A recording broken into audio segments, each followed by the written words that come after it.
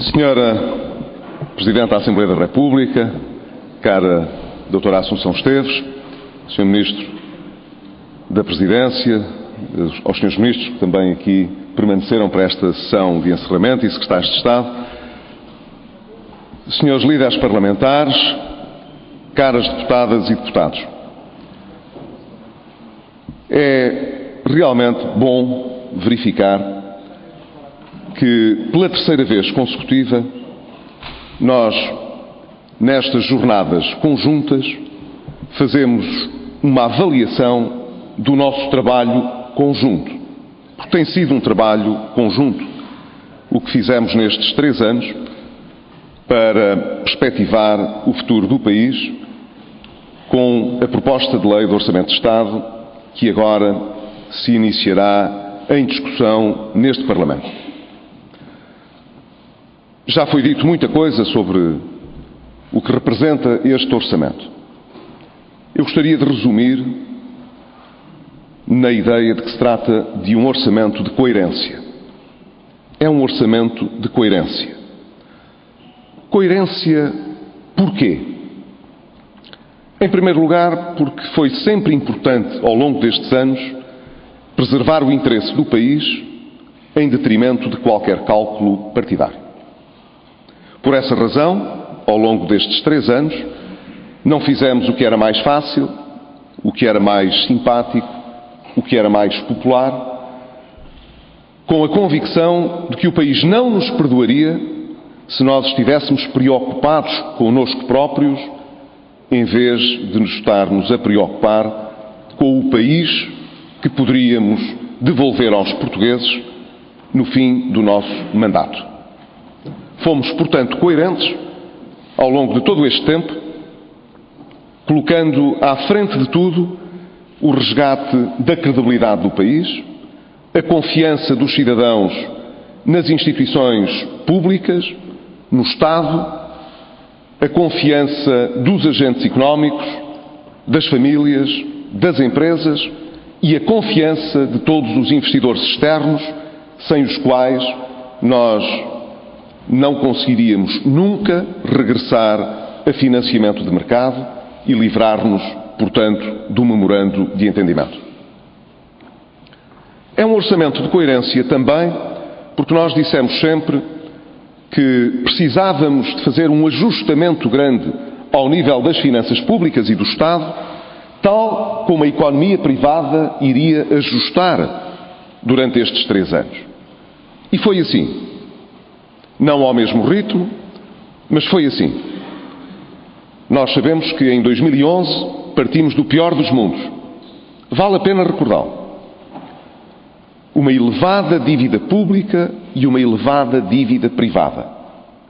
E como ninguém consegue crescer sem financiamento, e só tem financiamento quem merece confiança e credibilidade, quando a dívida é excessiva, o risco é grande, o custo que se paga pelo financiamento é demasiado elevado, quando simplesmente não é possível de o atingir.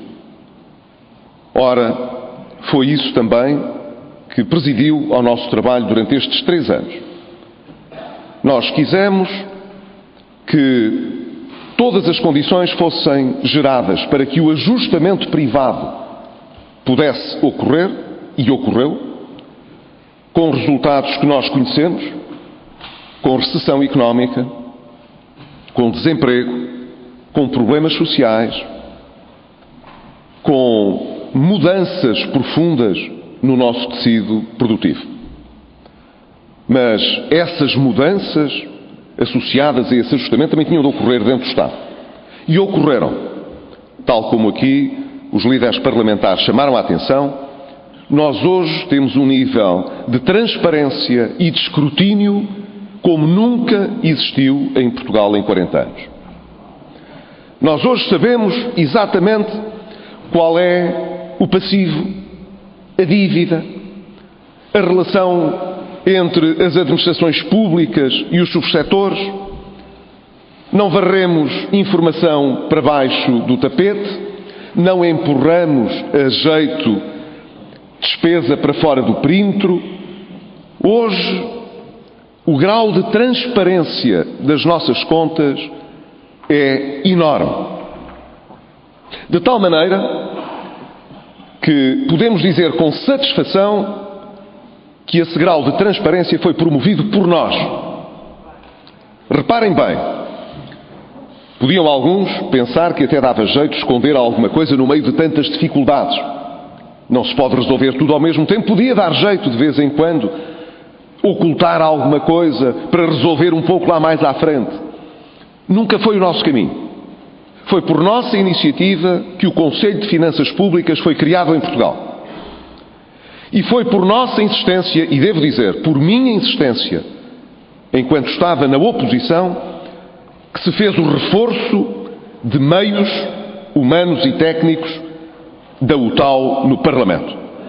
E ainda me lembro do ex-primeiro-ministro me ter dito que ainda um dia me haveria de arrepender de reforçar tanto os meios de fiscalização do Parlamento sobre a forma como os governos executavam os seus orçamentos.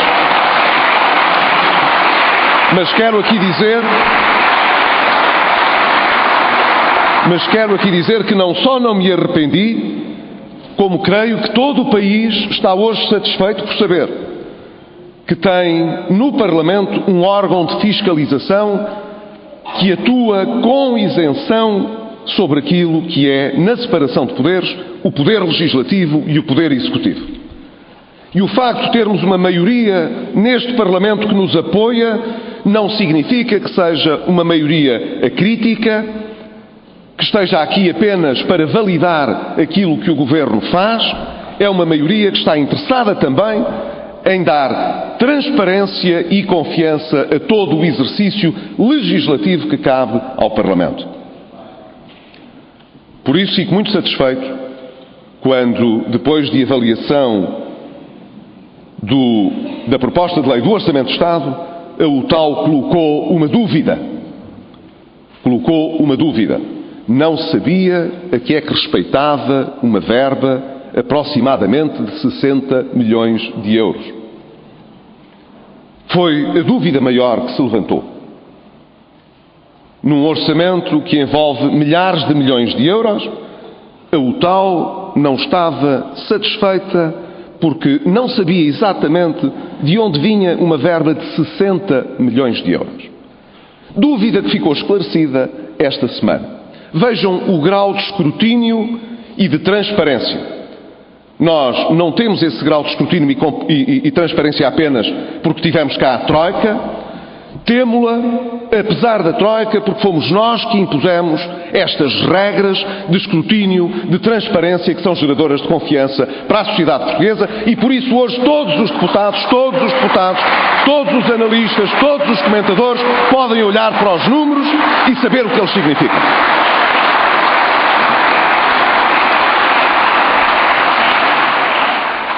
Pena que neste exercício de coerência tantos sejam preguiçosos. É verdade, preguiçosos. E às vezes orgulhosos. Tem-se dito no debate público sobre este orçamento inverdades como punhos. É hoje claro que este orçamento é o primeiro em que se nota com clareza que Portugal está no caminho para sair do procedimento por déficit excessivo. Este é o orçamento, desde que entramos no euro, que claramente aponta para uma meta abaixo de 3% de déficit. Este orçamento mostra que ao longo destes anos nós reduzimos a despesa pública de forma sensível. E se a não reduzimos mais, não foi por não termos tido a coragem de ir mais longe. Foi pelas restrições de natureza jurídica ou constitucional que são conhecidas. Tivemos, por isso, um contributo maior da receita do que aquele que desejámos desde o início. Mas, no período de 4 anos, teremos tido para a redução do déficit um contributo mais ou menos equivalente do lado da despesa e do lado da receita. Que só não foi mais do lado da despesa, porque não nos deixaram que fosse assim. Este orçamento mostra também que nós, se não tivéssemos às nossas costas repito, às nossas costas, um estoque de dívida imenso que não foi contraída por nós, e se não fosse o serviço dessa dívida, já hoje Portugal estava, pelo segundo ano consecutivo, a ter um excedente orçamental, coisa inédita na história da democracia portuguesa.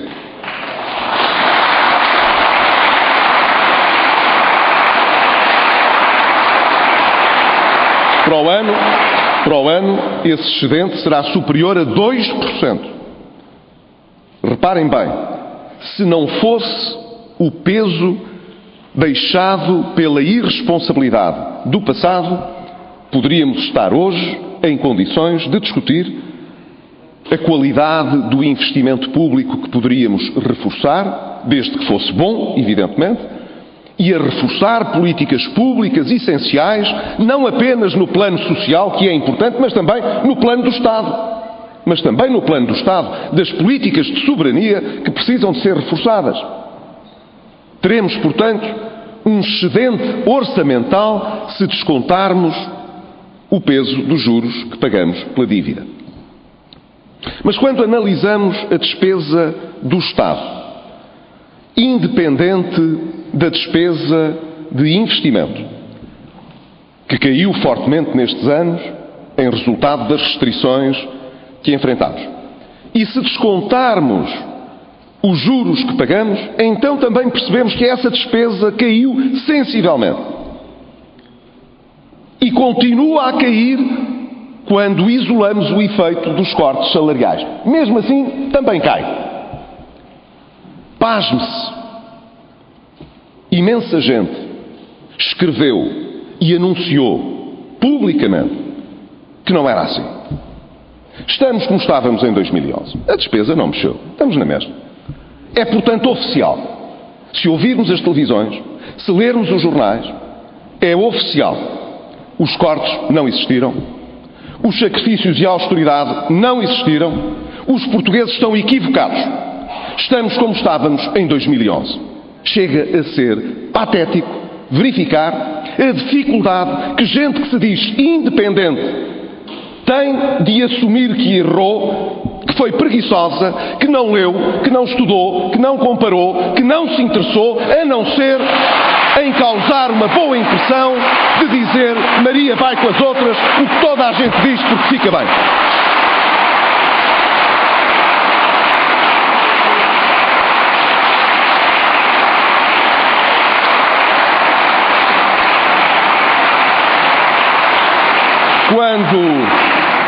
Quando o Governo erra, exige-se que peça desculpa e dê a mão à palmatória. Digo com humildade, já aconteceu. Não há ninguém que não cometa erros. Não há ninguém que possa assegurar que faz sempre tudo corretamente. Mas se nós podemos reconhecer os nossos erros e pedir desculpa por isso, porque é que aqueles que todos os dias informam os portugueses e informam mal não vão dar a mão à palmatória e não vão pedir desculpa e não dão aos portugueses um direito a que eles têm, que é de ter uma informação isenta e rigorosa?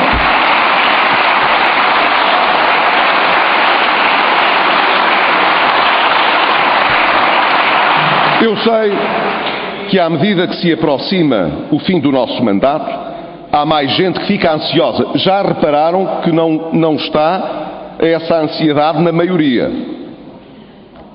Mas fora da maioria, quanto mais o tempo vai decorrendo, mais ansiedade fica.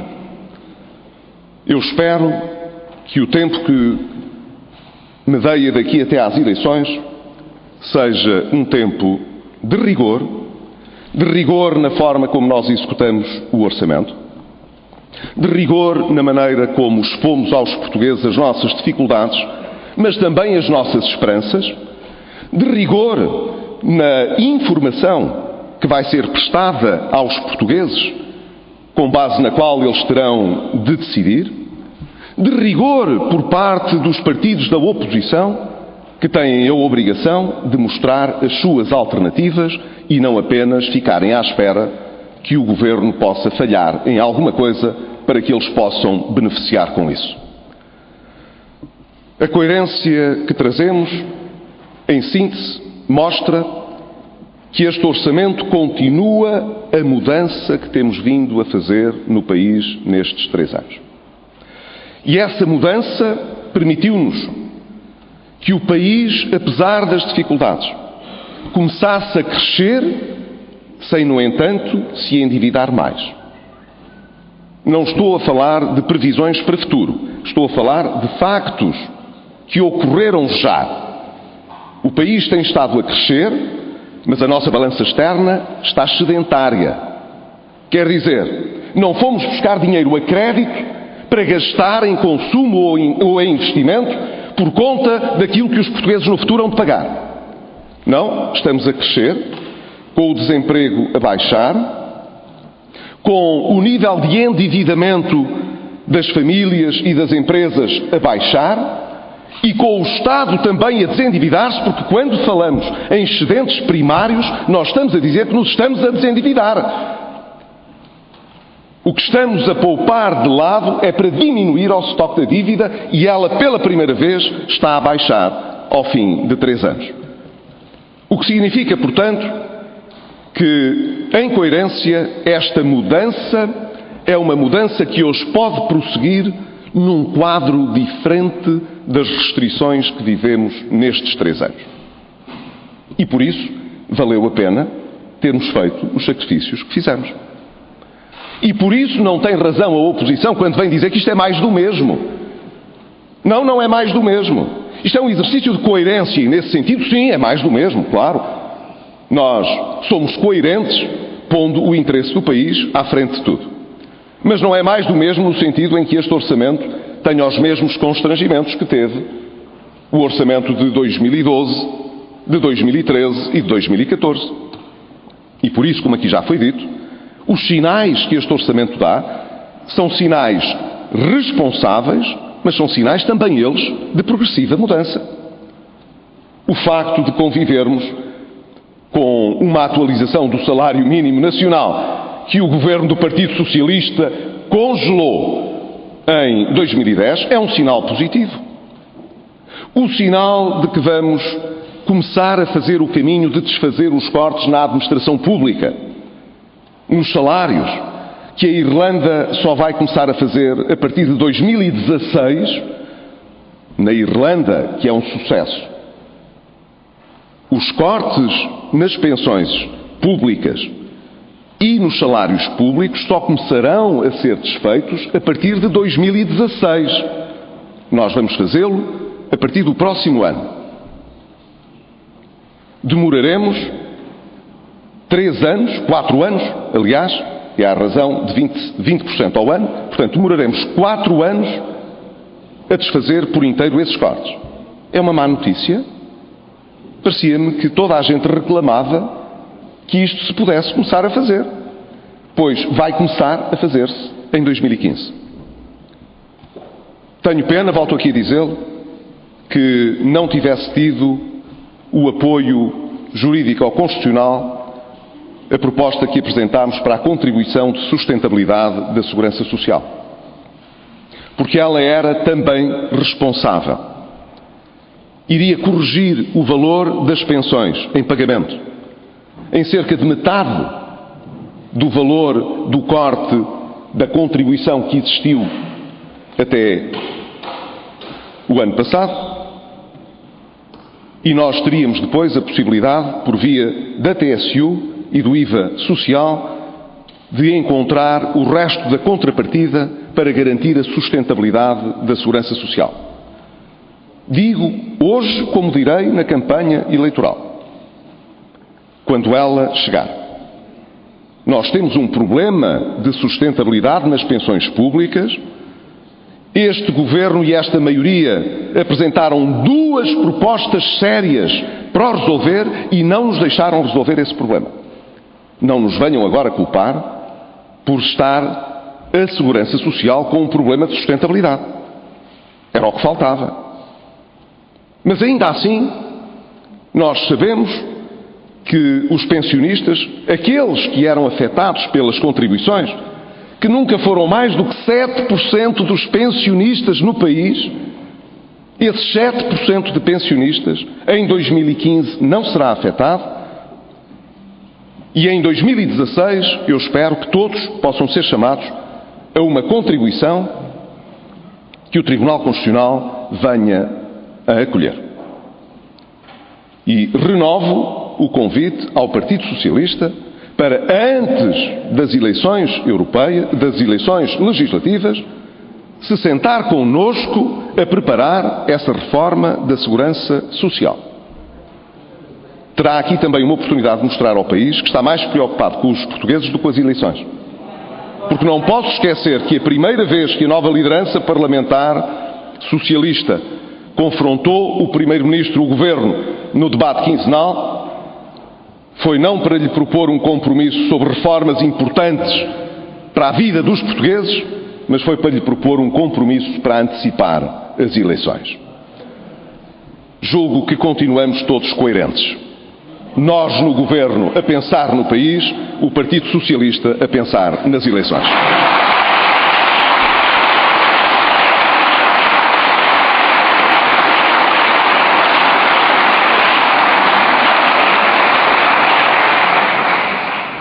Temos também, neste orçamento, espaço ainda para reforçar algum apoio social. É importante sublinhá-lo. Ao contrário do que se diz, hoje o Estado gasta mais na área social do que gastava no tempo do Partido Socialista. O que gasta é melhor. Gasta melhor. Nós não temos nenhum embaraço em dizer que sim, reformamos o quadro das políticas de prestações sociais para garantir que aqueles que têm mais necessidades sejam realmente aqueles que conseguem acolher os apoios que nós temos para dar. Sim, é verdade, o país hoje presta mais atenção à área social. E repare-se bem, não fomos nós que eliminámos o quarto e o quinto escalão do abono de família. E hoje o Partido Socialista tem a coragem de nos vir dizer que nós não temos uma política amiga das famílias, porque senão estávamos a aumentar o abono de família, quando eles é que os cortaram. Os abonos de família foram cortados pelo Partido Socialista. É uma coisa extraordinária, pois nós temos espaço hoje para poder dizer que, fazendo as correções que são necessárias, teremos ainda um reforço da nossa política social.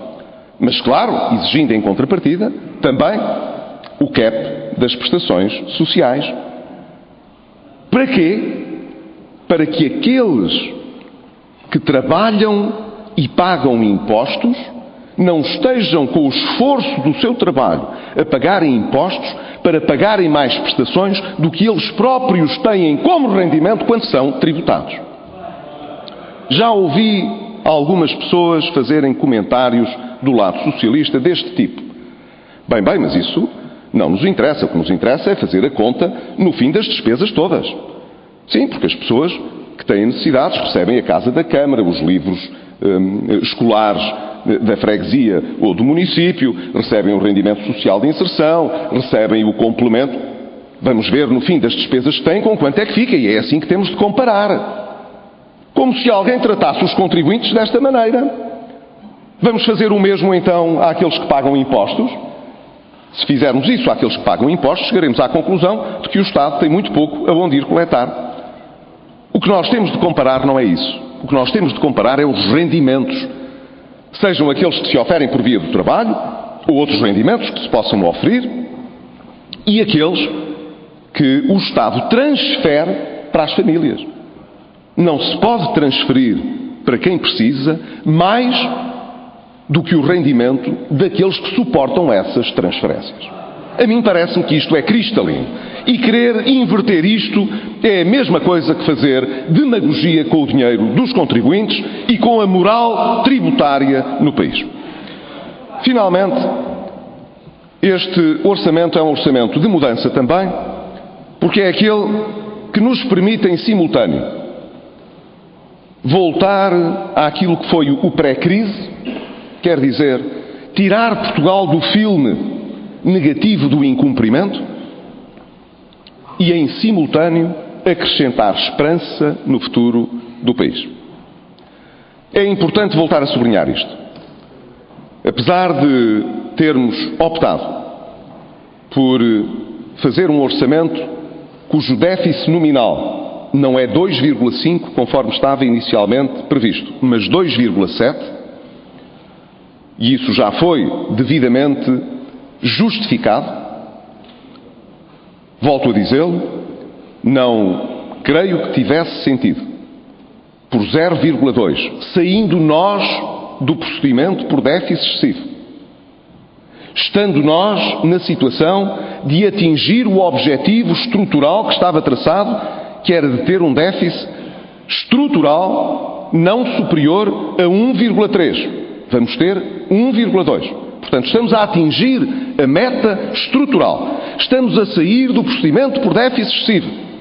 Estamos numa situação de quase deflação, que torna todo o exercício orçamental mais difícil.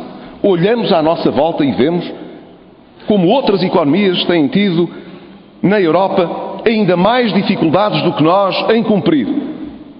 E íamos aumentar os impostos para melhorar em 0,2 o resultado do déficit nominal, correndo o risco de comprometer a retoma económica que está em curso? Era isto racional? Não me parece.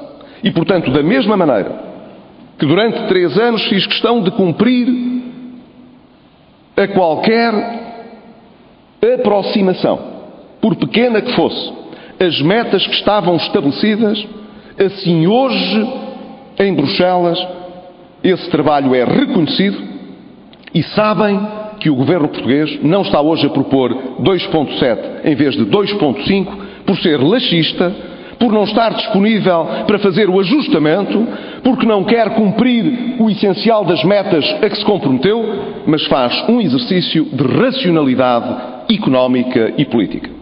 E é isso que nos distingue no essencial dos nossos adversários. Por isso podemos ter esperança no futuro. Podemos ter esperança no futuro porque os grandes desequilíbrios que herdamos estão a ser corrigidos. Podemos ter esperança no futuro porque as condições de financiamento do crescimento são hoje incomparavelmente melhores.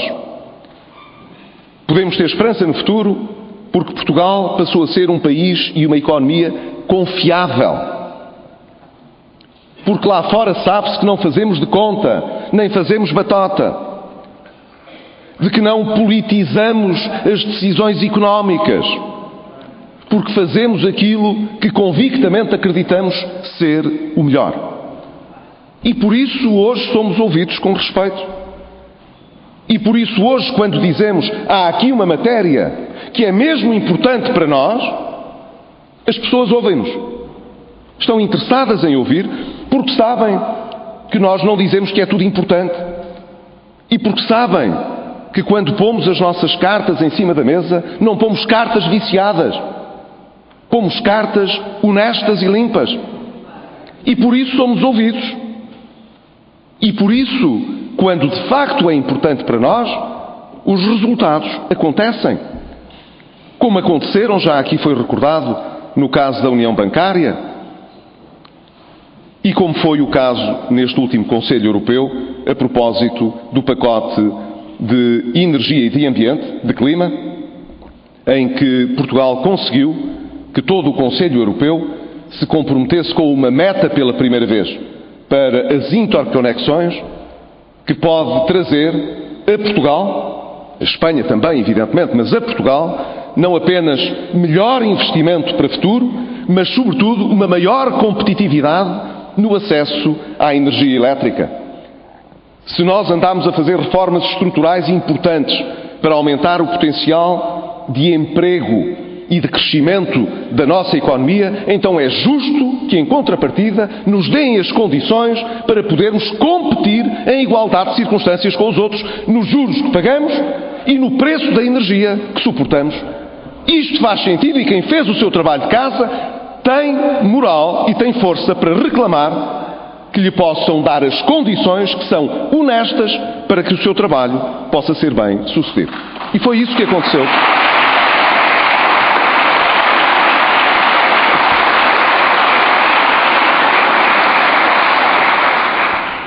Concluo dizendo que se este orçamento é um orçamento de coerência e é um orçamento de responsabilidade, ele é também um orçamento de esperança.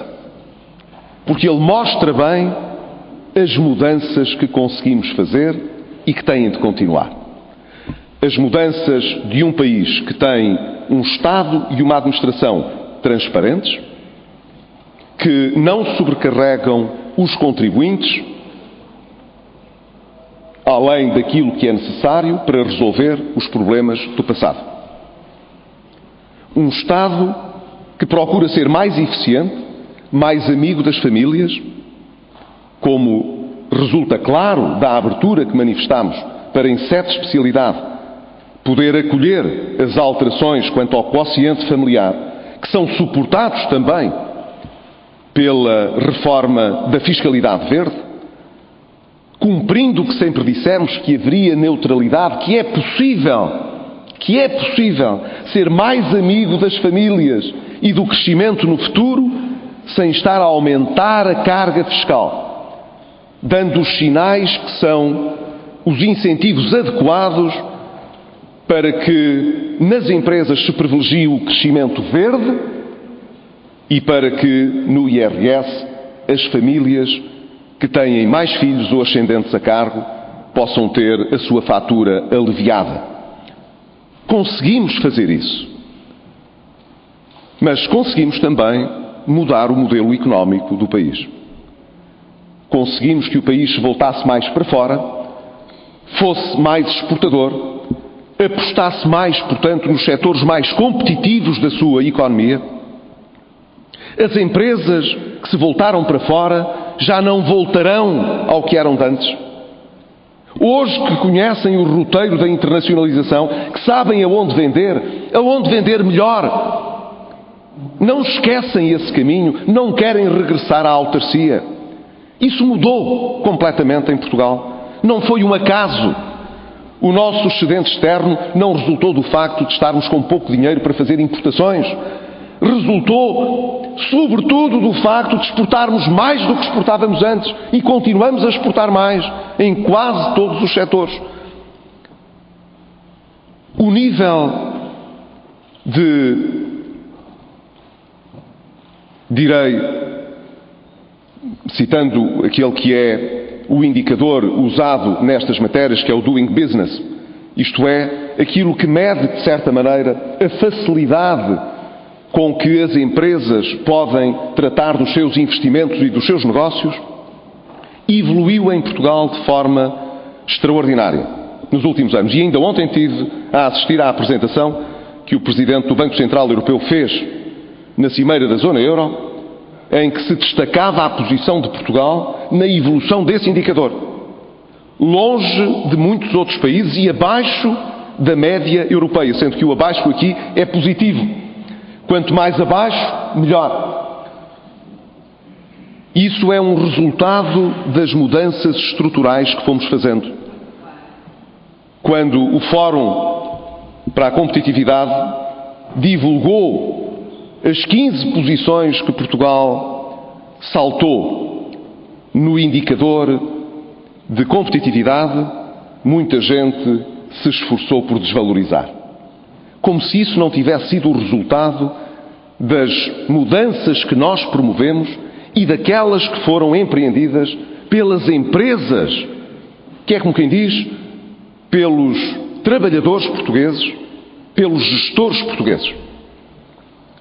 Nós estamos a fazer um país diferente. Estamos a sair do sufoco por que passamos.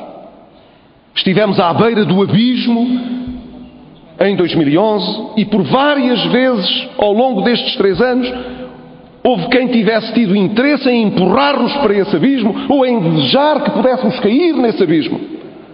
Fomos determinados mantendo o nosso rumo. E é por isso que hoje podemos ter esperança. E é por isso também que hoje podemos, com mérito, aguardar que os portugueses façam o seu julgamento. Mas fiquem descansados. Esse julgamento só vai ocorrer daqui a 1 ano. E, portanto, temos ainda muito que fazer e que trabalhar. Muito mesmo. porque não somos daqueles que ficam apenas à espera das eleições. Nós colocamos reformas em cima da mesa para discutir, porque somos um governo reformista e de mudança em Portugal. E é porque fomos um governo de mudança e de reformas em Portugal que Portugal tem hoje melhor futuro, mais confiança no futuro e mais esperança para oferecer aos portugueses. Muito obrigado.